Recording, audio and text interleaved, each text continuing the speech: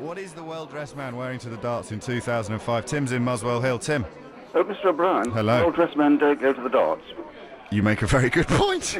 This is okay, well... I'm not a darts fan, but I should hate to stop your game, and I hope you enjoy the experience. Well, I was thinking tweed suit, maybe, +4s?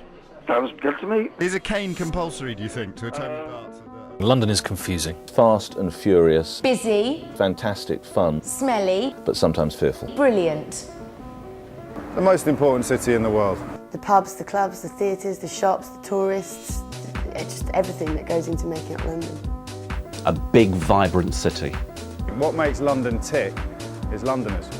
We once had a man turn up with a violin, and we thought, well, he must be a violinist, but we didn't know his name or what he did, so I said to him, give us a tune. It was terrible. I never know what I'm going to be doing from one day to the next, whether it be a premiere or interviewing a celebrity or going to an opening party. There isn't really a typical day in my job. Problem sharing. Having a bit of a complaint, but getting on with it. Problem solving. Hearing stories that you don't get anywhere else. Real life on the radio is the simple acknowledging of the fact that when we decide what we find interesting, we don't let a newsreader tell us, we decide for ourselves.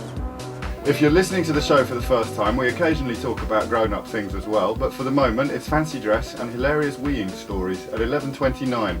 Interesting, clever, stupid. Not to be messed with. Cheery.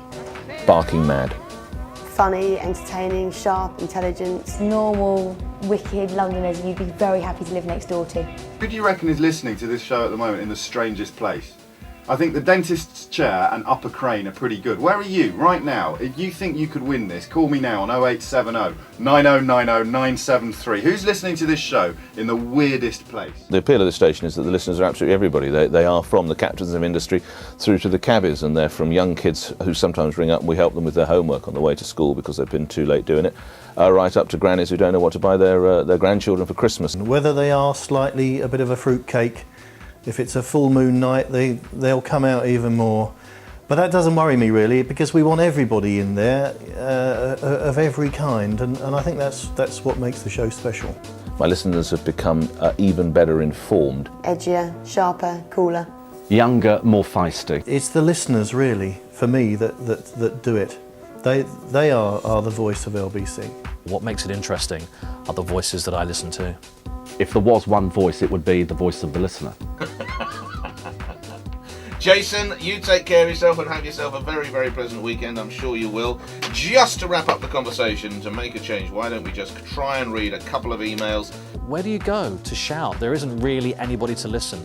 And LBC is somebody who will listen to you. We're the village square where you can go and shout at the top of your voice. With the radio, it's the only medium you can actually receive with your eyes closed. It's all in your mind. That's what makes it different. It can be in the bath with you. When you're talking to people who are listening, they're really listening. You've really got their attention, and it is a two-way process. It's conversation. It's that bonding between the listener and the radio station, and it's totally unique. That's what sparks debate, that's what sparks conversation, and life's all about intelligent conversation. Your car with petrol, using a mobile phone while wearing a shell suit, that's dangerous, is it? Is that I would have thought that would be dangerous, yeah. It would be dangerous enough to be seen in a shell suit these days, to be fair. I really don't understand any of this now. And as soon as I get involved in science matters, my brain starts to turn to lard. Science and fashion, of course. Yes, I'm like Homer Simpson, my brain is just cottage cheese at this point.